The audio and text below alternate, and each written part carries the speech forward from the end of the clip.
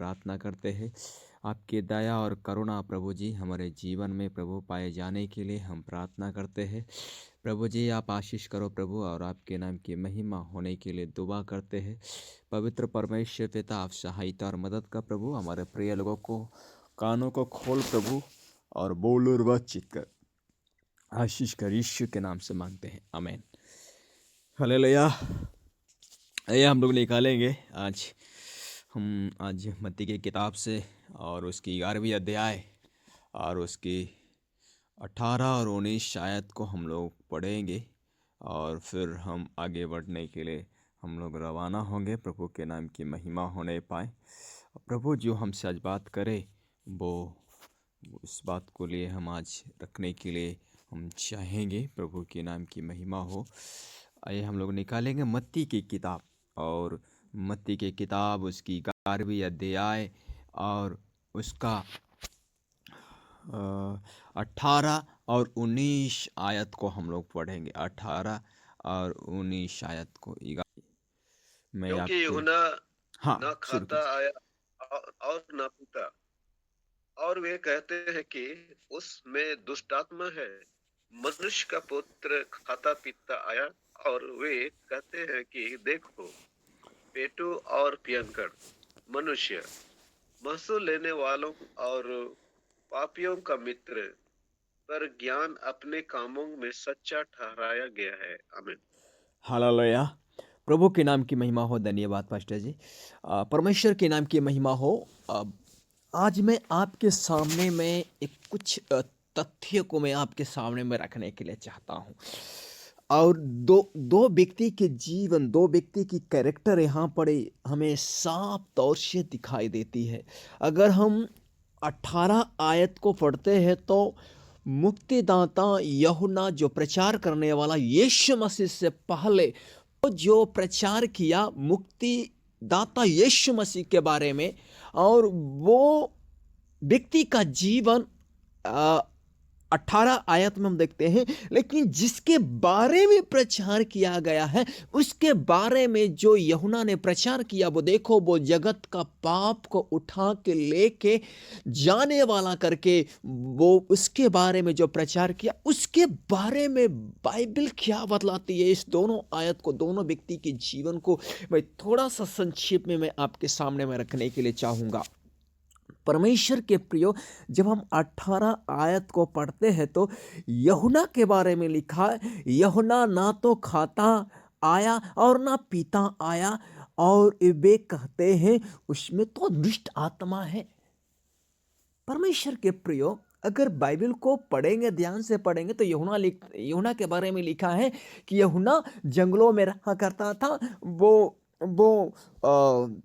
ऊँट का खाल को वो अपना वस्त्र पहनता था, और वो मधु को खाया करता था, टिड्डियों को खाया करता था, दाख मधु को खाया करता था। इस प्रकार से बाइबल उसके बारे में लिखा है। लेकिन अगर हम यीशु मसीह के बारे में हम चले आएंगे, या अगर हम 19वीं आयत में हम चले आएंगे, तो हम बड़ी बड़ी सफाई से लिखा है कि मनुष्य का पुत्र मतलब यीशु मसीह खाता पीता आया, और वे कहते हैं देखो वे पेटू है। किसके बारे में बाइबल लिख दिया गया, किसके बारे में लोग लिख दिए, किसके बारे में लोगों ने कहने लगा, ये किसके बारे में, यीशु मसीह के बारे में लोगों ने कहने लगा ये तो पेटू है। हालेलुया। ओके, आगे यहां पर लिखा है पेटू है और पियक्कड़ मनुष्य है, और मसूल लेने वालों और पापियों का मित्र है, पर ज्ञान अपने काम से सच्चा ठहराया गया है। हालेलुया। परमेश्वर के प्रियो, आज मैं आपको कहने के लिए चाहते हैं, इस वातावरण में जो हम कल परसों पीछे से हम जो देखे 22, 23, 24, 25, हम लोग ये जो घटना हम भारत में देख पाए, कई एक जगह में कलीसिया को तोड़े गए, कई एक जगह में संता क्लॉज को, कई एक जगह में क्रिसमस नहीं मनाया गया, कई एक जगह में साधु संत महात्मा जो अपने को धार्मिक का ठेकेदार समझते हैं, वो कहते हैं क्रिसमस नहीं मनाना, इस शहर में नहीं ना मनाना, हम धरना पे बढ़ जाएंगे, यहाँ बढ़ जाएंगे, वहाँ बढ़ जाएंगे। इन लोगों के पास कितने भी परमेश्वर का वचन को तथ्य रख दिया जाए, वे परमेश्वर को भला बुरा कहेंगे ही। हालेलुया। परमेश्वर के प्रियो, मैं आज आपको कहने के लिए चाहते हैं, मैं आपको याद दिलाने के लिए चाहते हैं कि हमारे कलीसिया के अंदर में, हमारे इर्द गिर्द में ऐसे भी मनुष्य रहते हैं जो हमें सिर्फ परमेश्वर को नहीं देख पाएंगे, परमेश्वर की नहीं देखते, लेकिन हमारे जो क्या है ना, इंसान की कमियां को देखते रहते हैं, देखते रहते हैं। परमेश्वर के प्रियो, आज मैं आपको कहने के लिए चाहते हैं, ऐसे लोगों के पास कुछ गवाही दे दो तो भी, अच्छे वचन दे दो तो भी, पूरे वचन का प्रचार कर दो तो भी, बे परमेश्वर की आवाज को नहीं पहचानेंगे। लेकिन बाइबल बड़ी सफाई से बतलाती है यूहन्ना के बारे में और यीशु मसीह के बारे में। हम 19 आयत की आखिरी लाइन को मैं पढ़ना चाहता हूं। पर ज्ञान अपने कामों से सच्चा ठहराया है। हालेलुया। परमेश्वर के प्रिय, आज मैं आपको कहने के लिए चाहते हैं, जो व्यक्ति परमेश्वर जिसको खींच लिया है, किसको खींच लिया है?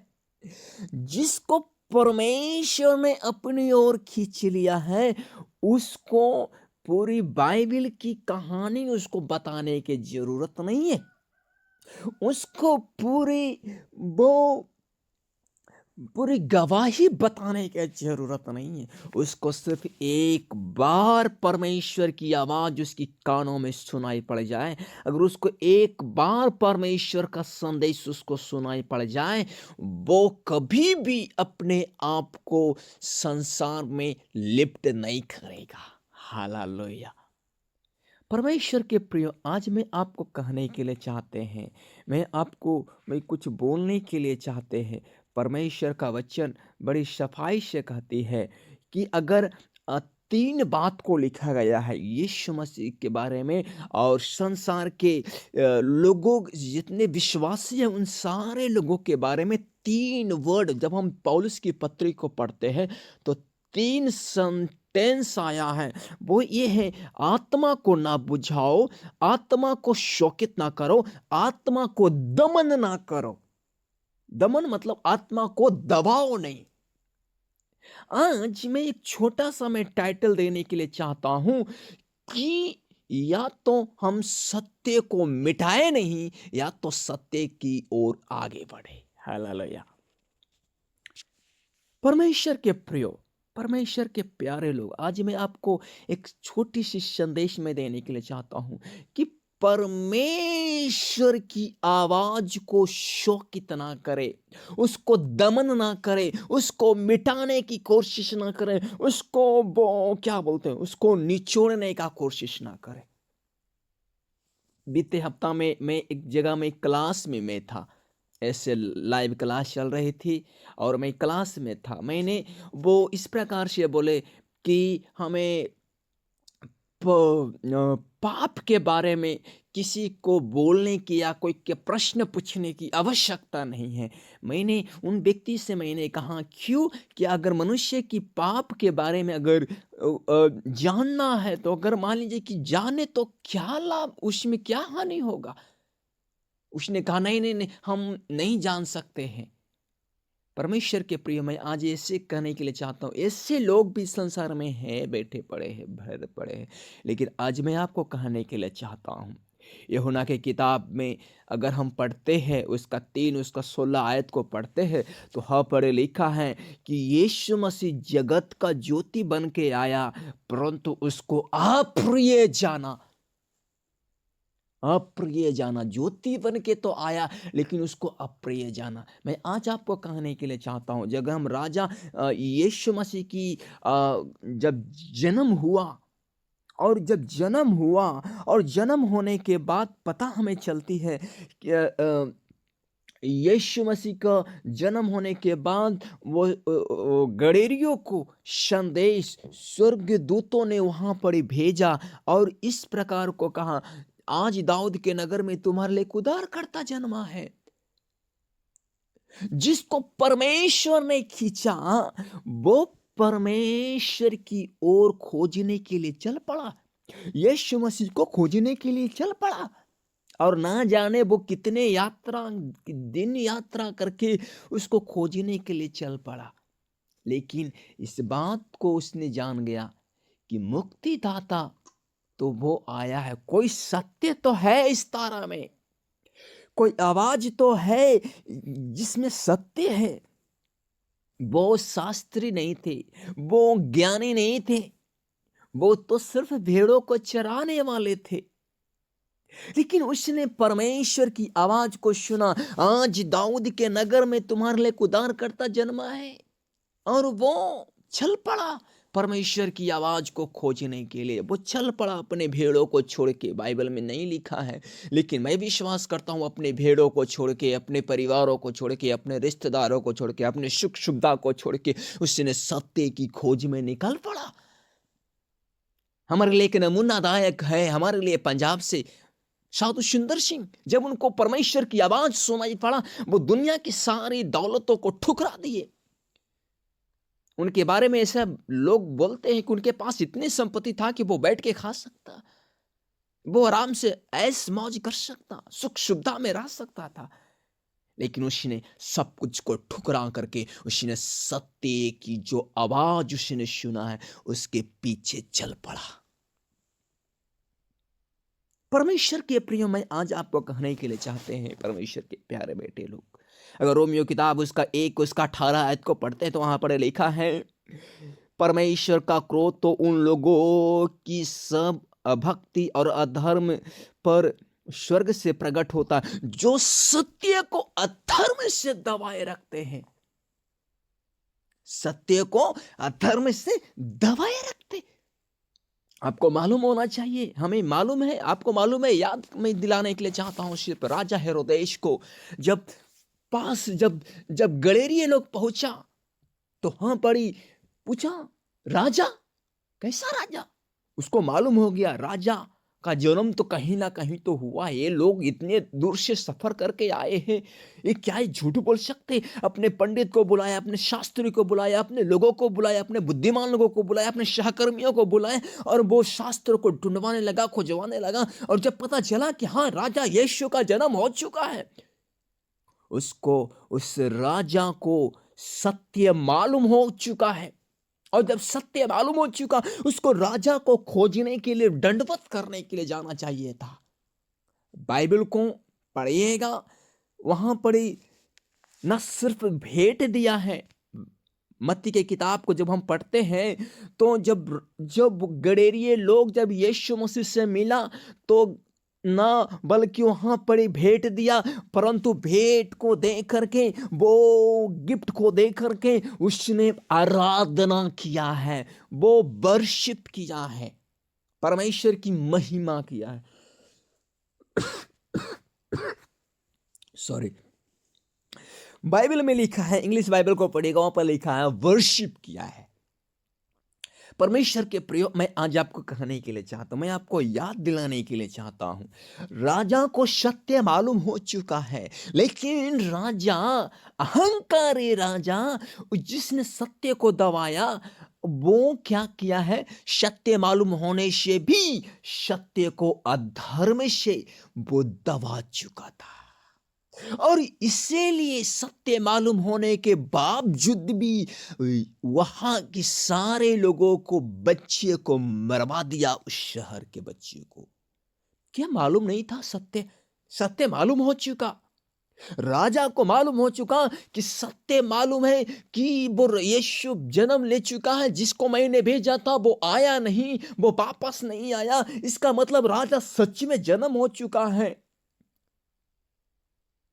इतनी दुनिया की लालच से भरा हुआ यीशु की आवाज को लोग दबा देते हैं, आज भी दबा देते हैं। हमारी कलीसिया के लोग भी आज दबा देते हैं। यूहन्ना की किताब उसका 6 और उसका अगर हम 37 आयत को पढ़ते हैं तो हाँ पढ़े लिखा है कि जो कुछ पिता मुझसे देता है वह सब में पास आएगा और जो कोई मेरे पास आएगा मैं कभी ना निकालूंगा। परमेश्वर का वचन सफाई तौर से यीशु मसीह ने अपने शब्द से कहा, जो कोई मेरे पास आएगा मैं उसको कभी ना निकालूंगा अपने पास से, मैं उसको कभी नहीं भेजूंगा। लेकिन दुनिया में मनुष्य, दुनिया के लोग, दुनिया हमारी कलीसिया के अंदर के कुछ भी विश्वासी लोग क्षण दौलत के लिए, क्षण मिटने वाली दौलत के लिए, मिटने वाले घर के लिए, मिटने वाली और वस्तुओं के लिए वो रात दिन वो दौड़ते हैं, परंतु थोड़े समय भी प्रभु को नहीं दे पाते हैं।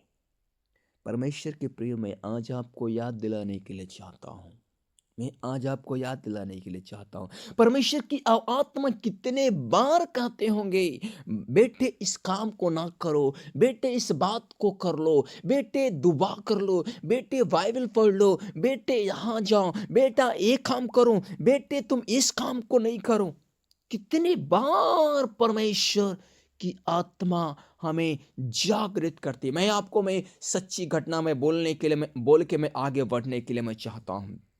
जब किसी को मैं गुस्सा से मैं डांट देता हूँ, या मैं अपने बच्चों को या किसी के बच्चे के बारे में मैं कई एक बार बोल देता हूँ, मनुष्य होने के नाते बोला जाती है, परंतु गाली नहीं, बस ऐसे डांटने वाली बातों को। ओके, जब मैं डांट देता हूँ, जब मैं किसी को बोल देता हूँ, तो परमेश्वर का आत्मा मुझे एहसास दिलाता है, तुमने गलत बोल दिया बेटा। और मैं उनको जा करके, बच्चों से जा करके, परिवार से जा करके, और मैंने माफी मांग लेता। परमेश्वर के प्रियो, अगर हम जीवित, किसी एक बड़े प्रचारक ने इसी प्रकार से कहा, अगर हम गलती करने के बाद अगर हमें गलती का एहसास ना हो और परमेश्वर की आत्मा हमें अगर नहीं कहता है कि तुम जा करके क्षमा मांगो या गलती को सुधारो, तो इसका मतलब यह है कि हम मसीह यीशु में आज मरे हुए हैं, हम मुर्दे के समान हैं। जैसे आदम की बगीचा में वो था पाप करने के बाद। परमेश्वर के प्रियो, आज मैं आपको कहने के लिए चाहते हैं, परमेश्वर का वचन बड़ी सफाई से बतलाती है कि न जाने कितने बार परमेश्वर की आवाज को लोग सुनते हैं, परंतु वो परमेश्वर की आवाज को वो दमन कर देते हैं, वो मिटा देते हैं, वो दबा देते हैं। परमेश्वर के प्रियो, ईश्वर के वक्त में परमेश्वर हमसे और आपसे बातचीत कर नहीं पावे, परमेश्वर का वचन हमसे और आपसे बातचीत कर नहीं पावे। ना जाने कितने बार परमेश्वर का वचन कहता उठ प्रार्थना कर, लेकिन प्रभु का शरीर कहता बस थोड़ा सा सो लेना, थोड़ा सा आराम कर लेना। ना जाने कितने बार प्रभु की आवाज को हम दबा देते हैं, ना जाने कितने बार हम परमेश्वर की वचनों को हम मिटा देते हैं, ना जाने कितने बार हम परमेश्वर की बातों को हम भूल जाते हैं, नकारात्मक में ले लेते हैं। लेकिन बाइबल बतलाती है, ऐसे लोगों के ऊपर परमेश्वर का क्रोध भड़कता है, जो सत्य को अधर्म से दबाए रखते हैं। मैं एक और घटना में आपके सामने में लेके चलने के लिए मैं चाहता हूं। जब हम लुक्का की किताब जो पढ़ते हैं, वहां पर एक बड़ी विचित्र घटना है, और वो घटना ये है कि एक दो व्यक्ति का मृत्यु हुआ और दोनों व्यक्ति का प्राण टूटा और दोनों व्यक्ति अपने अपने स्थान में चला गया। वो एक विश्वासी वो अपने पिता के पास पहुंचा, जिसने कभी भी अपने जीवन में परमेश्वर की आवाज को दमन नहीं किया, कभी भी अपने जीवन में परमेश्वर की आवाज को मिटाया नहीं, कभी भी परमेश्वर की आवाज को शोकित नहीं किया, कभी भी परमेश्वर की आवाज को वो कुचलने की कोशिश नहीं किया। परंतु एक और व्यक्ति है एक और व्यक्ति है, उसी कलीसिया का शायद विश्वासी होगा, शायद उसी शहर का वो विश्वासी होगा। वो विश्वासी कई एक बार परमेश्वर की आवाज उसके पास पहुंचता, लेकिन बाइबल बतलाती है, अगर हम बाइबल को पढ़ते हैं तो वहां पे लिखा है उसके उसके घरों में शास्त्र थी, उनके पास व्यवस्था था, उनके पास शायद बाइबल होगा होगा लेकिन उसने परमेश्वर की आवाज को ना जाने कितने बार वो दबाया होगा। परमेश्वर कहता होगा बेटा पाप से दौवा कर ले, लेकिन उसने दौवा नहीं किया। अगर दौवा किया होता तो वो भी अब्राहम के इस गोद में होता। जैसे लाजर अब्राहम की गोद में था, वैसे धनी व्यक्ति भी अब्राहम की गोद में होता, लेकिन उसने दौवा नहीं कर पाया। ना जाने कितने बार वो परमेश्वर उसको कहा होगा, बोला होगा, याद दिलाया होगा, भविष्यवक्ता के द्वारा, नबियों के द्वारा, पास्टर के द्वारा और परमेश्वर का वचन के द्वारा। ना जाने कितने बार परमेश्वर उसको बार बार याद दिला रहा होगा, लेकिन बाइबल बतलाती है उसने एक बार भी शायद दौवा किया होता तो वो शायद परमेश्वर के अब्राहम की गोद में, परमेश्वर की गोद में होता। परमेश्वर के प्रिय, मैं आज आपको कहने के लिए चाहता हूँ, मेरे एक मित्र थे जिन्होंने 12 साल से अधिक वो प्रभु के पीछे चल के वो इसी साल में बैक स्लाइड हो गए, सितंबर महीना में।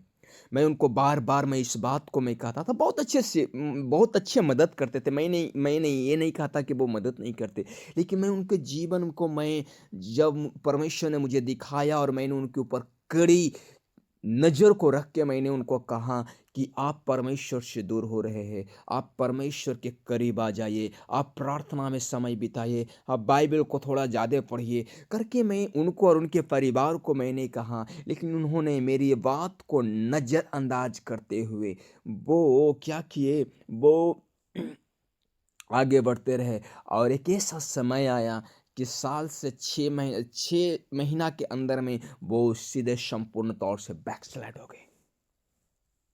मैं एक और व्यक्ति मैं एक पटना में मैं एक परसा में एक छोटा सा जगह है, उस जगह में मैं क्लास लेने के लिए मैं गया हुआ था, पास्टर लोग को क्लास लेने के लिए गया हुआ था। और वहाँ पे हमारे साथ में एक हमारे क्षेत्र का एक पास्टर मेरे साथ सोए हुए थे। मैंने उनके बारे में मैंने प्रार्थना दुआ करके मैं अपने जीवन को प्रभु के हाथ में सौंप के मैं सो गया। और जब मैं सो गया, उस व्यक्ति के बारे में परमेश्वर ने मुझे दर्शन दिखाया और मैं संपूर्ण तौर से मैं देख पाया कि उनके जीवन में कुछ न कुछ अनहोनी होने वाली बातें हैं। लेकिन मैंने उनसे बातचीत किया दूसरे दिन में, जब नींद टूटा और प्रार्थना दुआ हुआ, जब फ्रेश समय मिला और मैंने उनसे बोला कि मैंने एक स्वप्न देखा है, मैंने एक दर्शन देखा है करके मैंने उनसे कहा। लेकिन उनके बारे में मैं जब उनसे जांच पड़ताल करने लगा तो वो पास्टर के रूप में थे, लेकिन सेवकाई नहीं करते। उनका काम ये था कि दूसरे की कलीसिया में जा करके फोटो को खिंचवा करके मिशन में जमा करके वो मिशन का पैसा को खाना। सुनिएगा, बड़ी गंभीर बातें थी। मैं उनसे उनकी बारे में मैं जानने लगा, मैं जान के मैं हैरान हो गया, बिना काम का पैसा कैसे। तो मैंने उनसे कहा सुनिए, आप पाप से मन फिरा लीजिए, परमेश्वर आपके ऊपर कड़ी निगरानी रखता है। अब प्रार्थना करें कि आप परीक्षा में ना पड़े। उन्होंने कहा दीपक भाई आप हम कम उम्र में कम हैं, इसलिए आप मुझे सलाह ना दीजिए, मुझे क्या करना है मुझे मालूम है। मैंने कहा मैं सलाह देने वाला मैं नहीं, परंतु परमेश्वर ने मुझे अगुवाई किया, इसलिए मैं आपके सामने में तथ्य को रखा। इसके बाद में आपको चुनाव करना है, आपको पाप से मन फिराना ना फिराना आपके हाथ में है। मैं वहाँ से 6 महीना के लिए मैं झारखंड चले गया। हमारी सेवकाई थी और मैं अपने सेवकाई के फील्ड में था। 6 महीना के बाद वो एक फ़ोन आता है, अचानक एक फ़ोन आता है। करीब 3:45 बज रही थी, सुबह का समय में प्रार्थना का समय था। मैं उस समय में उठ के बैठने वाला था, अचानक फोन आता, मेरा एक्सीडेंट हो गया, मेरा कमर टूट गया, मेरे हड्डियां टूट गई। उनकी कमर 5 भागों में बट गया, उनकी कमर की हड्डियां, उनकी पैर 2 भागों में बट गया। करीब करीब 6-7 भागों में हो गया। इस प्रकार से एक्सीडेंट में वो उठ करके खाना नहीं खा सकते, चल नहीं फिर नहीं सकते। उनके लिए उस समय में 7.5 लाख रुपया लगा।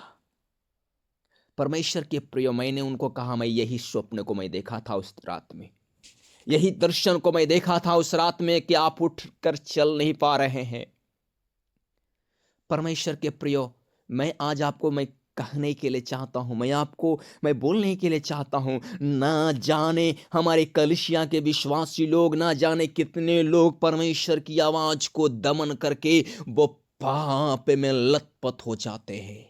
ना जाने कितने लोग परमेश्वर की आवाज को वो दबा करके वो कमजोर कर देते हैं परमेश्वर को।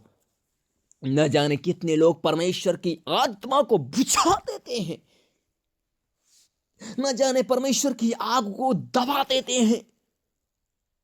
परमेश्वर कहता चल बेटा उठ, इस शहर से उस शहर में जाकर के सेवकाई करना, परंतु प्रभु का आत्मा इस प्रकार से कहता है, परंतु वो भी ये सोचते हैं कि मैं वहां नहीं जाऊंगा, वहां तो बहुत लड़ाइयाँ होती है, वहां तो बहुत सताव होता है, वहां तो लोग ये करते हैं, वहां तो वो करते हैं। परमेश्वर के प्रियो, मैं आज आपको मैं कहने के लिए चाहता हूं, अगर हमारे अंदर में परमेश्वर का आत्मा अगर हमसे और आपसे एक बार बातचीत करता है तो हम खुदावन के सामने सजदा करें। परमेश्वर के प्रियो, मैं आज आपको कहने के लिए चाहता हूं, परमेश्वर हमारे कलीसिया के या हमारे जीवन में, हमारे व्यक्तिगत के जीवन में परमेश्वर कई एक बार बात किया होगा, परंतु कई एक बार दबाने की कोशिश करते। इसलिए यूहन्ना की किताब उसका 8 उसका 32 में लिखा है, जो सत्य का जानेगा और सत्य तुम्हें स्वतंत्र करेगा।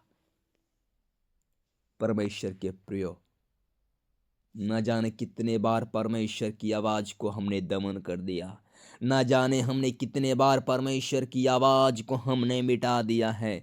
सच्चाई को जानते हुए भी परमेश्वर की आवाज को मिटा देते हैं हमारे शहर के लोग। न जाने दुनिया के सारे लोगों को मालूम है यीशु मसीह मुक्तिदाता है, शांतिदाता है। आरएसएस के लोगों को, बजरंग दल के लोगों को, हिंदू लोगों को, मुस्लिम लोगों को, सिख लोगों को, और न जाने और दुनिया में कितने लोग ऐसे हैं जो सब लोग, और इस संसार के लोग के पास सुसमाचार का अगर वचन नहीं है तो बाइबल रोमियो की किताब में लिखो, उनके पास विवेक है, परमेश्वर का विवेक है। परमेश्वर का विवेक कुछ दिन गवाही देगा, इस संसार गवाही देगा। वो तो देख को करना चाहिए था। अगर मान लिया जाए कि अगर वो एक व्यक्ति की मालूम नहीं है कि पाप करना क्या होता है या मर्डर करना पाप है, तो उनके बच्चे के ऊपर थोड़ा सा गन रख के देखिए ना, कैसा लगेगा, वो तुरंत पाप पता चल जाएगा। एक बार मेरे मित्र थे, मैं जब 9वीं क्लास में मैं पढ़ता था, उस समय में बोला नरक के बारे में मैं बता रहा था, वो बोला नरक नहीं है। मैंने कहा ठीक है, आज लंच के समय में मैं नरक क्या होता मैं तुमको एक लाइव दिखाएंगे, एकदम प्रूफ करके दिखाएंगे। मैंने मार्केट से मैंने एक माचिस को लिया, माचिस को लेकर के मैं उसको बिल्डिंग के ऊपर सबसे ऊपर वाला पर ले गया। मैं टेरिस पे ले जाके मैंने उसकी रुमाल से आग को बंद किया, और मैंने उसको माचिस को निकाल के मैंने हाथ को उसको बोला आगे बढ़ाने के लिए, और माचिस को मार के मैंने उसकी हाथ की अंगुली को ऊपर सटा दिया। वो थोड़ा फोड़ा हो गया, लेकिन क्या हुआ, उसको जलने से पीड़ा होने लगा, वो तड़पने लगा। मैंने कहा नरक यही है कि एक छोटी सी आग से तुम्हारी तड़प इतना है। अगर नरक में परमेश्वर कहा है तो वो नरक सच में है प्रियो, कहा तो वो उस दिन से वो प्रभु के पास आया, वो प्रभु के सामने आया और वो घुटने टेका, और प्रभु के पास आकर के वो आज प्रभु की सेवकाई में है। मैं आज आपको मैं कहने के लिए चाहता हूँ, कितने लोग परमेश्वर की आवाज़ को सुन करके वो आगे बढ़ते हैं, कितने लोग हैं जो प्रभु की आवाज़ों को दमन नहीं करते हैं, वो सत्य को प्रभु के पास रखते हैं, और वे ही प्रभु के पास आकर के, वे प्रभु के पास आकर के, परमेश्वर के चरणों के तले आकर के, वो परमेश्वर की आवाज़ को सुन करके और वो प्रभु के काम को करते हैं। लेकिन कितने लोगों को सच्चाई मालूम होने के बावजूद भी परमेश्वर की आवाज़ों को दमन कर देते हैं। परमेश्वर के प्रिय, आज मैं कुछ कहने के लिए चाहता हूँ, मैं कुछ बोलने के लिए चाहता हूँ, मैं आपके सामने मैं कुछ बातों को मैं बोल के मैं अंत करने के लिए चाहता हूँ। परमेश्वर के प्रिय, हमारे पास, आपके पास, कलीसिया के अंदर में, कलीसिया के बाहर में बहुत सारे लोग सत्य को जानते हैं, सत्य को पहचानते हैं, परंतु उसकी दमन करने वाले लोग बहुत मिल जाएंगे। यीशु मसीह की सेवकाई को दमन करने के लिए यीशु मसीह की 12 चेला में से निकल चुका, यीशु मसीह को मिटाने के लिए 12 चेला में से मिल चुका। क्या अब वो यहूदा कुरियोतिस को मालूम नहीं था यीशु मसीह पाप से छुटकारा के लिए आया है, वो मुक्तिदाता आया है? लेकिन वो कितने बार वो सुना होगा, चोरी मत करना, हत्या ना करना, और वो छल ना करना, कपट ना करना, परंतु कितने बार यीशु मसीह के मुंह से सुना होगा। लेकिन वो बाइबल उसके बारे में बतलाती है, यहूदा कुरियोतिस के बारे में, वो चोर था, वो छल करके, कपट करके, लालच करके यीशु मसीह को पकड़वा दिया, वो बेच दिया। न जाने कितने बार परमेश्वर की आवाज को सुना, न जाने कितनी बार वो 3.5 साल यीशु मसीह के साथ चला, वो बार बार वो परमेश्वर की आवाज को सुना होगा, यीशु मसीह की आवाज को सुना, लेकिन आखिरी में छन दौलत के लिए यीशु मसीह को बेच दिया, दमन कर दिया। परमेश्वर के प्रियो, आत्मा को ना बुझाओ, आत्मा को ना बुझाओ, आत्मा को शोकित ना करो, आत्मा को ना दबाओ, आत्मा को ना बुझाओ। अगर हम पौलुस की पत्री अगर हम पढ़ते हैं तो हम पाते हैं 5 वर्ड, हम देख पाते हैं 5 वर्ड। आत्मा को ना मिटाओ, परमेश्वर की आवाज को ना दबाओ, परमेश्वर को आवाज को शोकित मत करो, बुझाओ नहीं, दबाओ नहीं। इस प्रकार से 5 बार परमेश्वर का वचन पौलुस की पत्री में लिखा है। मैं आज कहने के लिए चाहता हूं, अगर हम में से, या हो सकता हमारे कलीसिया के लोग हो सकते हमारे इर्द गिर्द में हो, लेकिन इस सुबह के वक्त में मैं सिर्फ इतना कहने के लिए चाहता हूं कि आइए हम उस खुदा बाप के सामने कहे, हाँ पवित्र परमेश्वर पिता, जब तेरी आवाज़ हमारे कानों तक पहुँचे प्रभु, तो परमेश्वर पिता हम प्रभु उठ करके तेरे सामने घुटने पे चले आए। अगर हमारे परमेश्वर, कितने बार परमेश्वर कहाँ होगा पाप से क्षमा करने के लिए? छोड़ दीजिए बातों को, भूल जाइए बातों को, कम से कम पिछली पाप तो क्षमा हो जाना चाहिए था।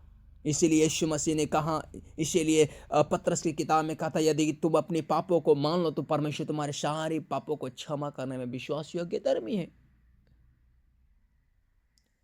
हम कई एक बार ऐसे ही चलते रहते हैं।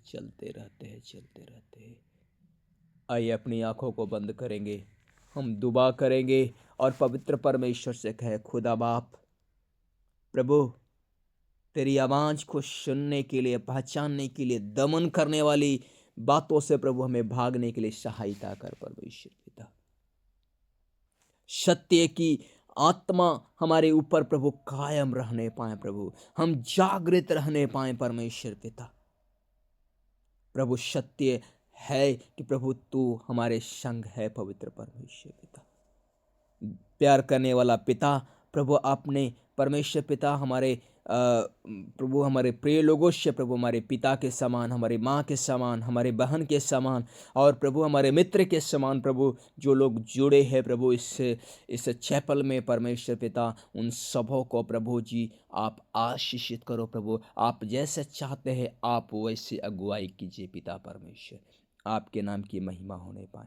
प्यार करने वाले प्रभु यीशु मसीह आप आशीष कर, सारा आदर महिमा आपको देते हुए प्यार करने वाला यीशु के नाम से मांगते हैं। आमेन आमेन आमेन आमेन आमेन। आगे की समय को कल्याण सर के हाथ में देते हैं।